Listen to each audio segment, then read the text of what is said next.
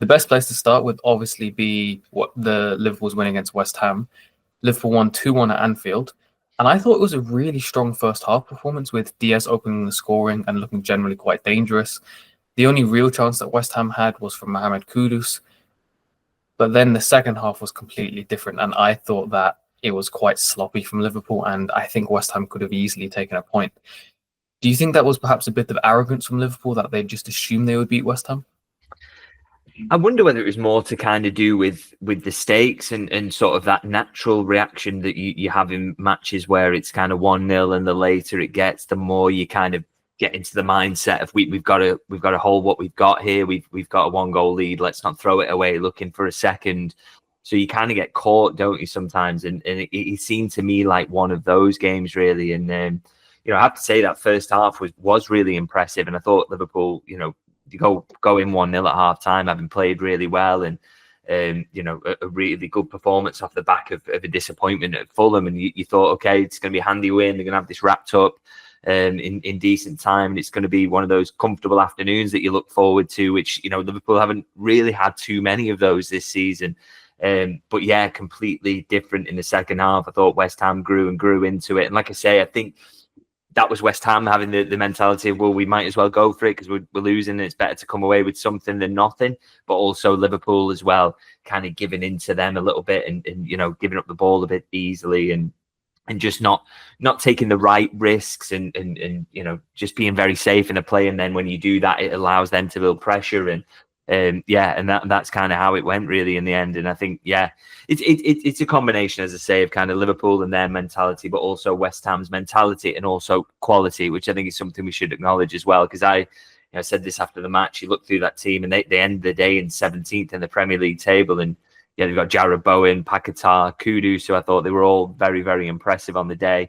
So those things combined, and as I say, that kind of game state mentality combined to make for a different second half. But thankfully, obviously, Liverpool kind of get away with it in the end, but not without a little bit of drama involved. Yeah, I mean, 3 points is all that matters. But obviously, Van Dijk will take a lot of the plaudits for scoring the winner. Salah was brilliant in the first half. But I wanted to highlight the impact of Alisson Becker in goal, because Kelleher's a fantastic goalkeeper. He's more than capable of playing for many teams in the Premier League. But it's so good to have Alisson back. And that makes me think Mamardashvili's coming in the summer. He's going to have his work cut out again with the team, won't he? Yeah, I think the last two games really kind of underlined the step in quality between those two players, hasn't it, Kelleher and Alisson? Because I think you came away from the Fulham game thinking, Liverpool probably did deserve to lose that game, but if Alisson's in goal for a couple of those, maybe did he not go in? I think one in particular that goes through Kelleher's legs doesn't feel like one that Alisson would concede.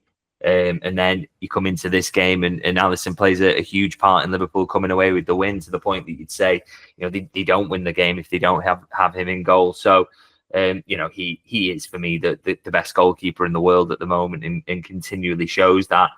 Some outrageous saves. I mean, the one from Kudus in the first half is really good as well to tip it onto the bar. But then the trademark one is Jarrod Bowen, isn't it? When he charges out, makes himself so big.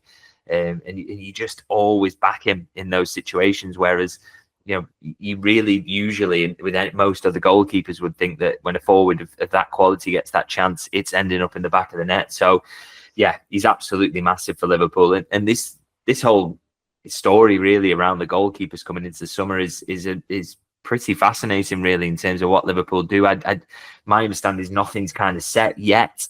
I think the only thing we can guarantee is that Kelleher will move on, although, still got to wait for the right money to come in. There's still got to be interest there, but I do expect that it will come together for him this summer and he will leave.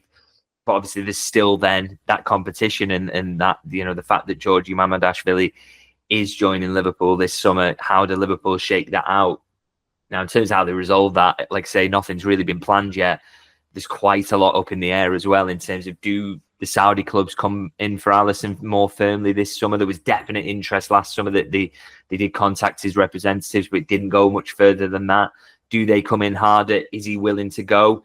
If the money's right, are Liverpool willing to let that happen? Or do they see it as the ideal situation? And I think this is the way they would like this to play out, really, is to get another season of Alisson after this with Mamardashvili as the number 2, getting plenty of games, because we've seen Kelleher's played plenty this season, hasn't he? in the domestic cups, whenever Alisson's injured, which unfortunately happens a little too frequently, really get him adapted and settled in. And then maybe that next summer, then you could say to Alisson, you could kind of send him off with everyone's well wishes. I think, in theory, that's kind of how Liverpool would ideally see it play out. But like I said, a lot up in the air at the moment and no firm decisions made yet.